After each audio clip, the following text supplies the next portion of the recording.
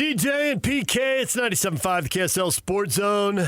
The game of the weekend, two ranked teams, Fog Allen Fieldhouse, ESPN. Big crowd, they always have a sellout crowd. What a crowd, I'll tell you, what a crowd. But an energetic crowd for game number 1,000 in Fog Allen Fieldhouse. And Karl Malone used to have the playoff quote, we got to weather the storm, knowing that a playoff game, yes, weather the storm. And the BYU did not weather the storm. The boat got swamped there in the first half. Well, what a crowd. You know, BYU, they were bad last week. They'll be good this week, though, I tell you. What a crowd. You're killing me, Smalls. 53-33 at the half. Did you feel like it was over? Down 20 at the break. BYU, they weren't getting no respect at that point, I tell you. They were not getting any respect. The second half... Nor had they earned any respect. Did you feel like it was a shots go in game and it can be dismissed, or because it's part of a pattern? Because you love to go to shots go in, and I love to dismiss it. And the beautiful thing about that is, there's a little bit of truth on both sides. And I really thought that was a shots went in. Well, the Big 12's a make or miss league. I don't think that was debatable watching that game. Cliche Central right now. Hey, they had a hand in Darren Peterson's face, and it did not matter. That guy. DP was showing this is why I need to be the number one pick in the draft, kids. And it was really no argument. Play the second half, pay me more. Maybe there's some of that going on. We were just talking first half. The second half, that was a little shocking. I thought they did a good job. They keep taking shots. I'm like, he's still over there with cramps. He played 3 minutes. Well, as good as he was, and he was phenomenal, yeah. Like the Tiller kid. Those are the kids. Yeah, I know. You can live, unless somebody goes for 50, you can live with that. The Jazz got beat by Terrence Mann. You can't live with that. Right. So, Peterson, great. Good for him. He has all the hype. Tiller is also a freshman, and he had a massive game. Yeah. 21 points, 7 rebounds, really efficient. It was Tiller the killer. Yeah. And that's what bothered me, and a couple other guys. Council.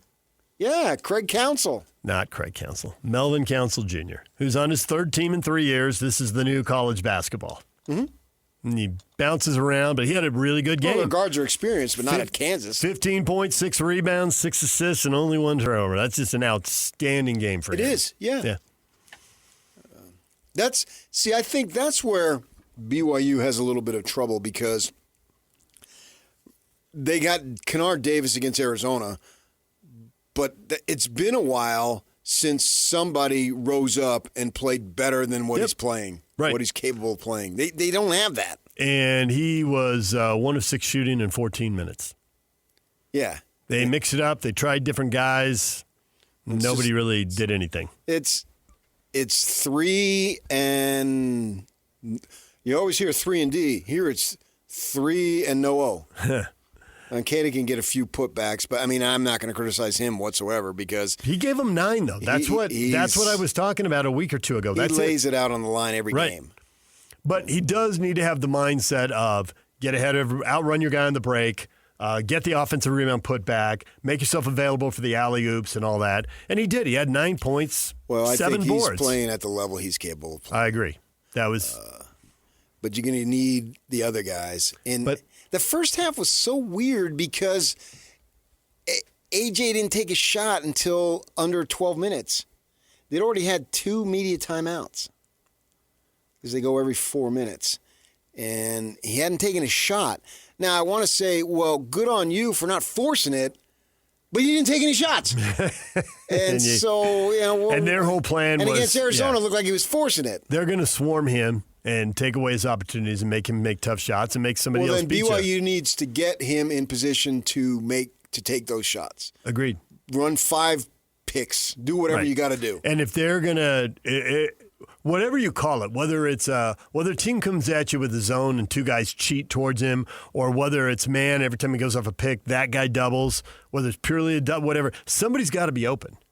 If the floor is spaced right, somebody has to be open. Now, if they don't have a 5th guy who can make the shot, now the other team gets to play 5-on-4 and not worry about that guy. And it's not Kata, because Kata will go to the rim and dunk, so you got to account for him. But whether it's Davis... Well, then send Davis or Boscovich. Ahmed, Boscovich, Costa, yeah. just... Send those guys to the rim. Those 5 guys combined to play, it looks like 66 minutes and score 4 points? 5 points. Yeah, 5 points out of 5 guys in 66 minutes? That's not good. That's not going to work. It looks like the reality is from the 3, they need the starting point is 60 points from among them. The one thing I did think was that they got 82 points, and that needs to be enough to win the game. As much as you want to get these other guys involved, and you do, if I told you Kansas was going to score 90 points, you'd have said Kansas is going to win the game. Mm-hmm. They scored 90 points. So as much as we can, and they do need more offensive productivity, and man, if they found a way to win 92-90, we wouldn't even be talking about this. But the odds are you're not going to do that. You might, but the odds are you aren't. Especially on the road. Right. So how do you stop Kansas from shooting 57% and 50% from 3? And some of those shots in the first half, man, I was thinking that is great defense, and then the thing went in. Yeah, and I agree with you. And tonight they play Texas Tech in Lubbock, and they're going to shoot 27% or something. It's going to be harder, especially because didn't Tech drop a home game? I think they did. I thought it was UCF, and I thought it was there. Oh, maybe it was at UCF. Okay. Yeah. Anyway, Tech coming off a loss, amped up at home. And it's Monday. It's their time to shine in terms of the college basketball sort of has Mondays. Yeah, Monday's a big night. They put big games on Monday night, and the NBA doesn't. They have Monday night and Saturday day. Yes, because the NBA is programming Thursday night, Saturday night, and Sunday night really hard. Right. And Tuesday, Wednesday, Friday as well, but it seems like they got this new TV deal, but it looks like that's where the marquee games are going. Yeah, and so this is like a Monday Night Football for these kids. Yeah. In terms of it's the biggest stage they're going to get. Yeah, until the tournament. Yeah, and so I'm interested in and I plan on watching the entire game to see what it looks like there. But the Cougs, they're 5-3. But the great thing about it is they're 5-3, so they haven't even reached the halfway point, and we're like, what's wrong? What's wrong with these guys? Why are you doing what you're doing? Well, that's because of the money and the hype. Well, expectations. The expectations are massive, and they're money not is a significant part of that. They're not meeting the expectations. And you're only getting AJ for another 7-8 weeks. AJ and Saunders, they're going to go. So the team's going to have to be rebuilt. Now, maybe it'll have to be rebuilt more than that. As you said earlier this morning, you can look at the guy's class, but that doesn't mean he's going to be here next year. There's just no guarantees. Right. It's the Wild West, and every year's a new year. And I'm not giving up on this one yet. Obviously, the last 2 weeks have looked bad because they lost 3 out of 4. But they had a bad stretch last year, and they were able to figure it out. They've looked bad, though. They've looked bad in first halves. And I don't know if that's some combination of it's easy to say a team, isn't prepared, but then that doesn't explain halftime adjustments or whatever, and they come flying out in the second half. I wonder how much of that is urgency. I wonder how much of this goes back to what Steve Cleveland told you a long time ago. I want to have a bench so there's competition for minutes. They're asking guys to play 30, 35, 36, 38 minutes if necessary. And so human nature, you're going to pace yourself a little bit. But if the other team has 7, 8, 9 guys that can play, and they're scrapping for minutes, and the first guy's out there is like, well, I got to bring it right away because I know Rick Majerus over there has the quick hook, and he'll have that other guy in, and I want to play. And they also know that no matter how well they play, they're only going to play 25, 27 minutes. Maybe they get to bring it in a way that everybody else, you don't get to bring it when you're playing 35 minutes. I'm trying to figure out why the heck this is happening. It seems like we should talk to Riley about it. There's got to be something psychological about it. It doesn't make sense to me that it's like preparation. Because if you're not that well prepared, you wouldn't. It doesn't make sense to me that you would adjust that well in the second half and have these rallies. I also think that the other teams now, they know about DeBonsa, they know about Saunders, they know about Rob, and so they're jacked. Yes. You're getting their best shot. 100%. But I feel at this point, Arizona and Houston are getting everybody's best shot. Houston's been really good for a while now. So, that is in basketball, that's a very strong brand. I think it was Arizona Monday night last week. Mm-hmm. This is a chance to go national. But they're 22-0. At some point, are they getting everybody's best shot? Yeah. But I think they were a little more hyped. Arizona was hyped for BYU, yes. I think they were hyped for Monday night, 18,000, 19,000 people who, on Arizona individually is getting the love of these players. No, they're not. I mean, DeBonsa and they did a good job of documenting that. I mean, of course they're going to. It helps hype the game. And these guys are expected to go 1-2. Yeah. Maybe something will happen and one of them will slip to third, but it just doesn't look like it. Don't sleep on Boozer. I know. And he'd be the one, you would think. And then the Carolinas got the Caleb kid who's getting run, but Arizona's more of a team. And so 22-0 puts a bullseye on you, even if you don't have one of the top 4 picks in the draft. I think you need to start matching intensity. Yeah. You need to figure out a way. You know, you got to be careful because basketball is a skill sport and it's not about football, all emotion. I'll run through the wall. I'll come out in warm-ups with no shirt on when it's snowing and blah, blah, blah. You need intensity at defensive end, and then you got to be able to turn it off at the offensive end and play three-quarter speed. Because the offensive end, it's the change of speed that gets everybody. You watch the best players, whoever, you go watch a retired guy on YouTube or watch whatever All-Stars playing tonight. They're not beating you. It's the change of speed that'll get you. Jokic is not out there running around like crazy, but he's dominating. And KY's got to figure out ways to get guys going early. Yeah. And get their confidence level up. The great thing about it is they know they can do it, and they still have, 10 conference games to go. 4 ranked opponents. And you got, plus more in the conference tournament. It's going to look a little empty if you only beat the ASUs and Utahs and K-States of the world.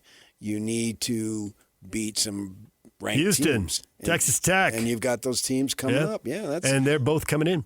Well, so is Iowa State. And they've obviously got to go to Arizona. And, on the 2 weeks from Wednesday, I think it is. And KY said this on Saturday night. He said, this is the blessing and curse of the league. The curse and the blessing is you got a big game. Oh, my gosh, you got a big game. But the blessing is if you lost, you got an opportunity to get it right back. And they'll have it. And to me, in conference play, any road win is a great win. I don't care who it's against. You look at what they did against Utah. Utah takes them down to the wire at the Huntsman Center. They blow them out at the Marriott Center. Oklahoma State, I watched that Utah game. Mm-hmm. They're at least halfway decent, and you're playing there, right? That game's at Oklahoma State. It is, Wednesday. So I don't care that they're not ranked. I don't care that BYU needs a win at this point. Good grief. It can't Eddie be 4 out of 5. Sutton's no longer coaching. They don't have Eddie Sutton. Henry. He was a prominent coach. He was. When they brought Oklahoma State in here to play the Utes, was a big deal. The Cougars at the Marriott Center, that place was packed. Were you about to go Hank Iba? I was going to go, yeah. I mean, they've had some legendary players. Hank Iba's a legend, no doubt, yeah. But I don't care. That's the point I'm making. Winning in Stillwater is a nice win.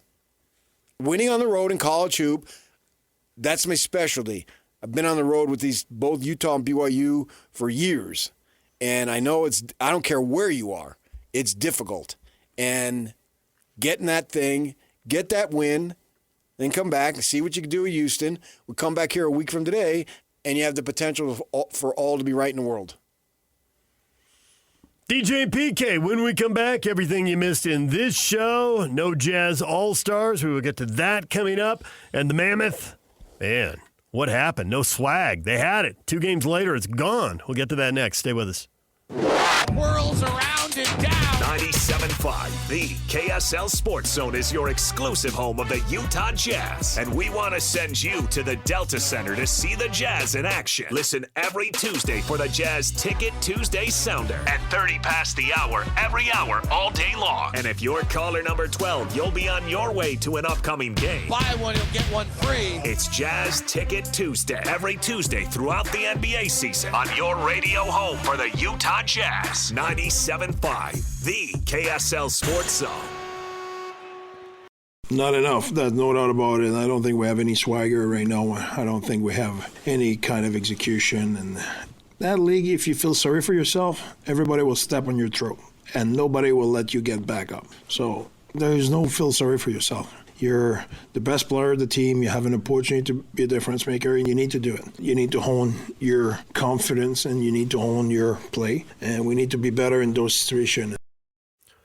Slacker Radio headlines brought to you by Trajan Wealth. Call Trajan Wealth today, your local trusted financial fiduciary. Call them at 801-210-6800 or visit their website at TrajanWealth.com. There's Andre Torney, the head coach of the Utah Mammoth. No swag, PK. They just had this hot streak. They lose back-to-back games. No swag, but he calls it like he sees it. Lay down the law, and you're at home against Vancouver with 42 points. That's the lowest total in the NHL by 7. If there's ever a game that screamed bounce back, it's time to get a win, it's tonight. So he goes straight to no excuses, no feeling sorry. Got to go get 2 points tonight. Got to be a win. Well, I think so, yeah. I mean, it's a situation where you're at home. You had success in the last road trip. If swag is as easily disappearing as it is, then it should be as easily to be retained and grow from there. It should reappear as quickly as it disappears. Yeah, and we've been saying it all along. The team, in order to make the playoff, I think the number one factor is don't have big, long losing streaks or slumps. Mm-hmm. Certainly don't lose 7 out of 10, that type of thing. And you're coming up on a break here with the Olympics starting, so you want some momentum that you carry into that and carry out of that. And we're in the heart of seasons now. We're actually past it, the professional life. And so everything that you're trying to accomplish is right now. They're sitting on 60 points right now through 55 games. They are tied for the last playoff spot in the West with the LA Kings, who have 60 points through 54 games. They have a game in hand. So there's no wiggle room here. There's 6 teams fighting for 3 playoff berths, and you're right in the middle of it. They talked about when they first got here of playing meaningful games deep into the season. All right, you already did that. Now it's playing games that will get you into the playoff. So from that perspective, we're beyond playing meaningful games. We're now playing pre-playoff games that need to be won. It's this one, and then one more, and then a big old long break. So there's no reason to save anything. You got Vancouver tonight, you got Detroit on Wednesday, and then you're off for 3 weeks for the Olympics. Right. I'm going to Mexico during those 3 weeks, so I'm going to take advantage of it. Back in the day, you did during the NBA All-Star break. Not for 3 weeks. No, you got one. But I'm going for the hockey break. You are not. Yeah, I am. No, you're not. Okay, when you don't see me sitting here. Okay. Big game for the Mammoth tonight. Listen to it right here on The Zone.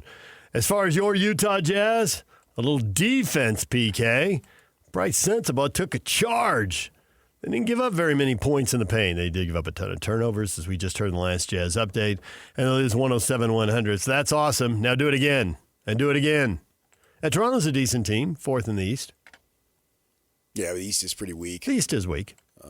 They had lost 2 in a row. That's why I said decent, not very good. But for them, I don't think it's an improvement. I don't think they made the postseason last year. So that's a nice jump up in the standings. Yeah. Easier to do on that side of the bracket. But that was their 30th win, which matched their win total last year. They were talking about that during the broadcast. Yeah. Okay. You played them close. You played them down the wire. They made a couple more plays than you, and I guess that's what we're going to have to look at. That's the best case. And you were without George. And so Collier gets off to a great start, 18 points, and then didn't score after that for a while. Markkanen has a huge game, as he's prone to do. And there you go. I said earlier, I like the fact that Hardy left Ace Bailey in. Let him play through struggles. He did not shoot it well. I don't care. Kept competing, had a bunch of boards. I think he had 10 or 11, right? Yeah. And, so he got his 5th foul, and they didn't send him to the bench. Why? Yeah. Let him. And I know it's all about, everything has to be earned, blah, blah, blah. I get all that. But I'm also torn with the only way he's going to get better, or the best way, is by playing through bad games, playing through mistakes. If he's not giving you effort, that's another story. But 11 rebounds screams he's giving you effort. Right. And so he didn't shoot the ball well. I mean, he had a couple assists, he had 3 turnovers, he had a steal, he had a block. Just looking at that box score, it feels like he was involved in the game. Watching him in the game, it was a while before I thought he was having a poor shooting game. It wasn't really adding up because it wasn't like the other stuff all passed the eyeball test. He needs to play. If you want to get to where you want to go, he's going to have to be good for you. Yep. And he might have to be great. And force feed it as much as you can. That's why I'm surprised now that they keep running Williams out there and Hendricks is glued to the bench. That is how it's sitting right now. Yeah, he is sitting right now. And that makes me wonder, boy, this has been sort of a wasted year for him. He's had 2 wasted years. Well, the injury took away one, and then this year he's just playing in fits and starts, and it hasn't looked that great when he's played.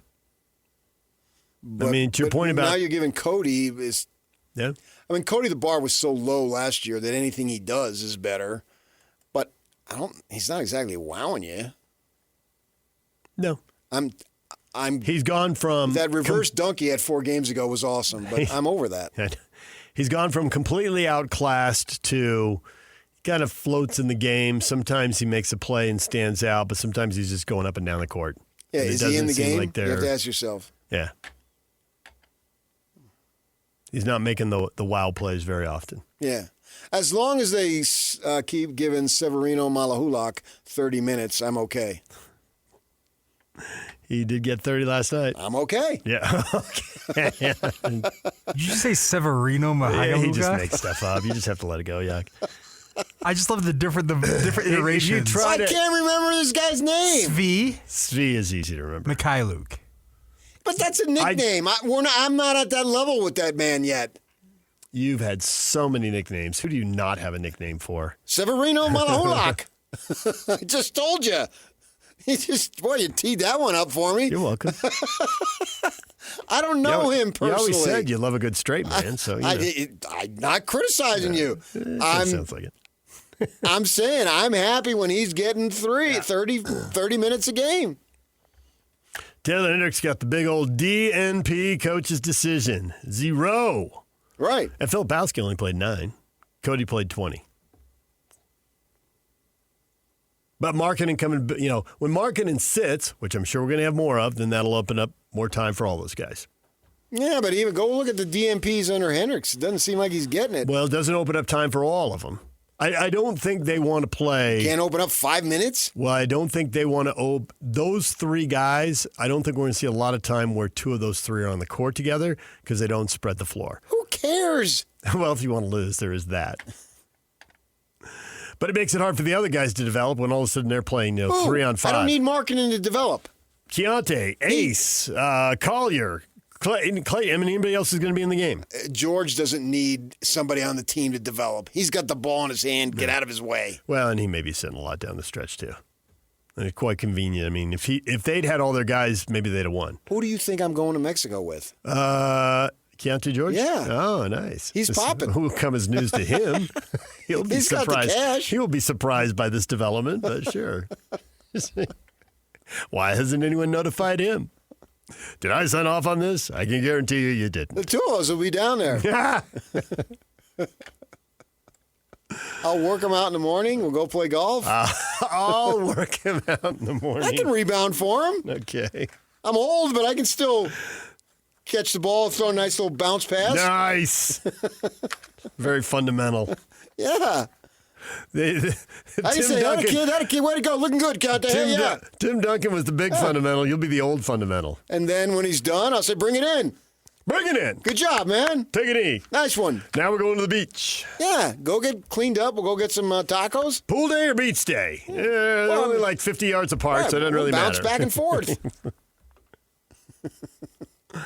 Go in a hot tub? No All-Stars for the Utah Jazz. We both write that off to the fact that they're 20 games under 500. Teams that are 20 games under 500 don't get All-Stars. They do not. You know who gets All-Stars?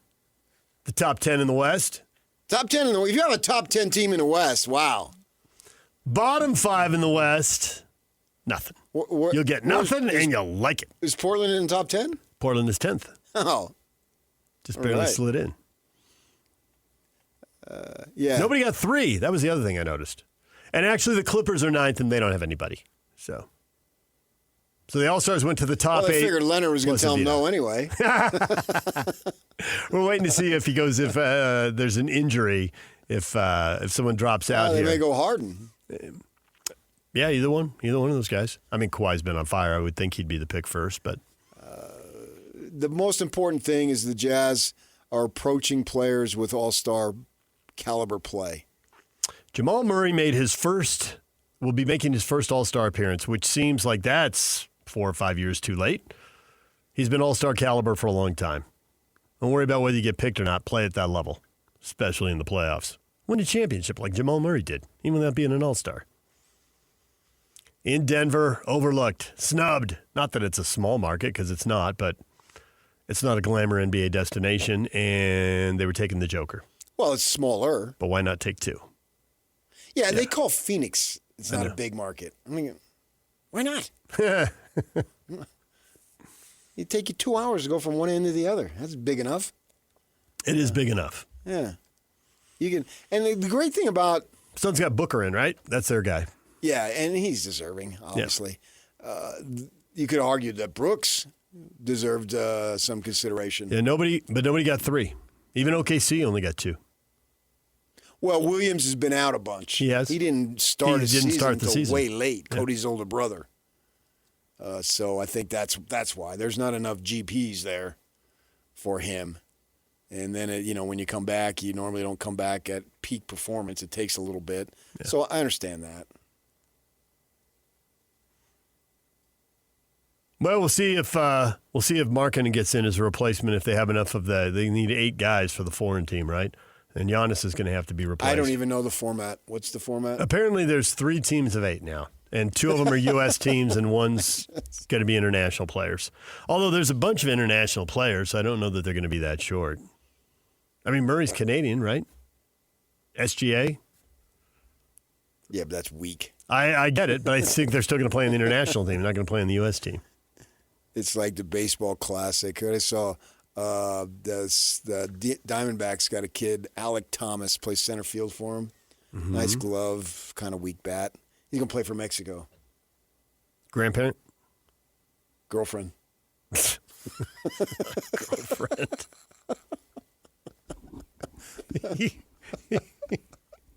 Well, it just seemed like they just make it up. He has tacos, chips, and guacamole for dinner Saturday. I'll play for Mexico. He's playing in a border state. Okay, fine. So, I mean, they extend that to grandparents. I think is usually where it goes. If you have a grandparent for that country and these international things, it doesn't. Oh, sweet! I can play for Ireland. Yeah, seriously. Isn't that how Mike Piazza ended up playing for Italy? You see, basketball, soccer, baseball, I don't know what else, but at least those 3. You see this stuff all the time. I think I don't know about hockey. His relatives made the Italian baseball leaders an offer they couldn't refuse. Okay. Here's the deal. Hadn't had a Godfather reference in a while, so he slides that one in. Either he's in that lineup or your brains will be on that lineup. World Baseball Classic is coming up. Wow. You know the lineup card? I know exactly what you mean. Yeah, I got it. They are allowing the guys who have like grandparents who were born in different countries to have. That's where it tends to go. Yeah. Is the grandparents. They don't let you in for the great-grandparents. They would have this baseball classic like when I was a teenager in my 20s. I would have been, I want Italy, do I want Ireland? That'd been a tough call. Yeah. I could have been a butt slapper for either of those teams. Shohei Ohtani will not pitch for Japan in the World Baseball Classic. He will play as a designated hitter, and they will protect him for the Major League season. Really not surprising when you think about it, given his arm injuries, and we'll see how much the Dodgers pitch him and how much they save him for the postseason. Is he really that big of a deal as a pitcher? I think it depends. They pitch him in any high leverage situations? I think it depends on how much pitching they have. I mean, they had a lot of injuries last year. So, yeah, I mean, I have to go look at his postseason stats. But, yeah, I mean, they won a 7-game series. He pitched in it.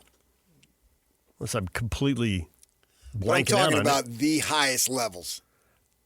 No, he's their best bat. There. You're right, yeah, he's their best bat. He's not their best arm.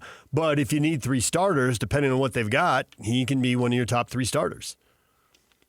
And then the way they go through pitchers and bullpen games and bringing him in for 2 or 3 innings in one of those games. I get it. It's 162, but yeah. I would continue to lay off that. because he is so awesome at the plate. Yeah. Don't give that up. Right. I mean, that's the decision that got made with Babe Ruth 100 years ago, so here we are again, and it looks the same way.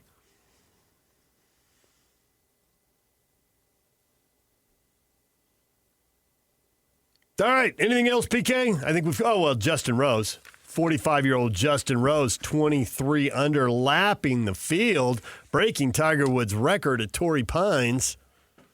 He was awesome. LaJolla looked beautiful this weekend. Coming out of the Utah State basketball game on Saturday, and they had the drone flying off the cliffs looking back at the course. You went to the game? No, on TV. I was watching I on thought CBS. You were coming out. No. On CBS, they finished the broadcast from the Spectrum, Okay. and they went to the golf, Yeah, okay. and they opened up pretty quickly in the first minute or two. Get to it, yeah. Yeah, they had the blimp area, but then they had this drone flying like 100 yards offshore. Yeah. Shooting the cliffs and the golf course, and I there know what was you're talking about. not a cloud in the sky. No. The fog that can sometimes be there was all burned off. I was there a week ago today. It was glorious. It was glorious. Yeah. And Jim Nantz was saying, if this doesn't look real, if you're freezing in the Northeast, well, it doesn't look real when you're here either. Yeah, now you know my life when I was a kid. I was tortured. I did think about that. I thought about you watching the Rose Bowl. I did when I was watching them. I'm like, yeah, there you go. Yeah. I literally rewound it and watched it a second time. Yeah. Like, look at that. That is awesome. All right, DJ and PK, when we come back, your feedback, and something we talked about for about 3 minutes is getting a lot of feedback, dominating the feedback conversation. People are going down memory lane with good reason. We'll get to that next. Stay with us. PK, we talked for a few minutes about the original Jazz Bear. John Absey passed away over the weekend. Pancreatic cancer, way too early. Our condolences, obviously, to his family, his wife, 3 kids. At least 2 of the daughters are married. Maybe they all are. Grandkid now. And just way too early. A guy who provided a lot of entertainment and a lot of memory to a lot of sports fans here. A lot of great memories. I threw it up on Twitter. What are your favorite memories of the original Jazz Bear? As a kid, watching Bear slide down me in the lower bowl. As an adult, Bear dropping his birthday cake from the upper bowl. Nice. Bear droppings, huh? There it is. When I was 12, Derek says, I got to shoot free throws on the Delta Center floor with the Jazz Bear at a John Stockton Junior Jazz player meet and greet. Oh, nice. That'd be pretty cool. Yeah. Herb says, the sled down the stairs at the Delta Center. That was a classic. Tyson says snowboarding down the stairs and over a ramp. He was Cosmo before the Cosmo we have now. Definitely ahead of his time with the stunts he did. And I have to say, he took great pride in those. And he was complaining to me once about Jazz management trying to rein him in. And this has been doing it for like 20 years. I'm like, you're not 31 anymore there, big guy. They would rather not have you impaled in front of, 19/9/11. Yeah, but I think that was his adrenaline. It was his adrenaline. He wanted it. His purpose. Yeah. And he, as I said earlier, this guy was an incredible athlete, just as buff as can be. You'd look at him when you just saw him in regular street clothes and think, ooh, I don't want to mess with him. Mm-hmm. I mean, and the strength he possessed to climb baskets, and he did it in Mexico, and we're everybody like the workers are like, look at this animal or whatever's inside there, and you've got to be. He was a weightlifter. He was a gymnast. Yep. He was an artist. I mean, he had it all when it came to that. It was really just amazing, the stuff that he could pull off and the strength that he had to do it and the coordination to do it. And just, I've never seen anything like it, actually. And do it in a Bear uniform, no less. Do it in a Bear uniform. Yeah. The bike down the stairs. Like the sled was at least, on the bike. Yeah, but that thing could go jamming into seats or something. 100%. But the bike, it just seemed like it was even riskier. Well, potentially the crash could be worse, I guess. But that was it. There was risk wasn't in his mindset. As Rafe says, Absey was completely fearless. There are so many great memories to choose from. He's part of the old school Jazz that I don't think we'll ever match again. Right there with John, Carl, and Jerry. Well, yeah, when you think of the good old days, he's right in the middle of it. You have to think of him included in, because ultimately pro sports and college now too, as I've been saying for years, is nothing more than entertainment. The sports is the venue and the avenue for entertainment, and he added to the list because everybody's got dancers and all that, and they add to it too if that's what you want. But he had a uniqueness about him that made him legendary. He trained a bunch of the other ones who had, went and did a story once. He had about, I don't know, at least 10, but probably 15 different mascots in town. And they did stuff in the summer. Mm-hmm. And, how they do different things and how they pull them off and how to make them safer. Not safe, but safer. David says the bike down the stairs, he always did it late in fourth quarter, timeout. The crowd would go crazy. Also, I remember him revving his Harley in the direction of Phil Jackson and the Bulls. In the finals, yeah. That thing was loud as can be. So loud. Phil had on the earplugs. Yeah. Right, he'd come out on that thing. Yeah. And I don't know if they amplified the sound over the speakers, but it just was, so loud. Piercing. So loud. Yeah. Travis, I saw him driving on 2100 South on his chopper in full costume, head and all. Nobody believes me, but I saw it. I believe I've seen it too. Didn't he show up some remotes that we were doing on that? Yeah. And he saw me once. He was doing an appearance at the Gateway in the early days. There was still an open area there that they've since put some buildings in. And he came over. I was holding my kid, who was probably like 2.5, scared. My kid just started screaming when the bear walked up to him. So he backed off. But he's trying to be nice. You know, I'll go be nice to your kid. Derek, where's the last one? Oh, here it is, Barry. Barry says, he generally cared about everyone, no matter what, who, or where. Miss you and love you, John. May you rest in peace, brother. Well, he was there to entertain. Yep. He knew his role. Yep. And he would do events anywhere, anytime, doing events all summer long. And also the charity stuff, kids in hospitals and whatnot to brighten their day. Non-stop. What do you want me to do? He was always available. Yeah, all this praise that we're giving him is something that comes naturally. There's no stretching here. No. It's what happened for many, many years. DJ and PK, that is going to do it for us today. Jake and Ben are coming up next right after the break. Stay with us.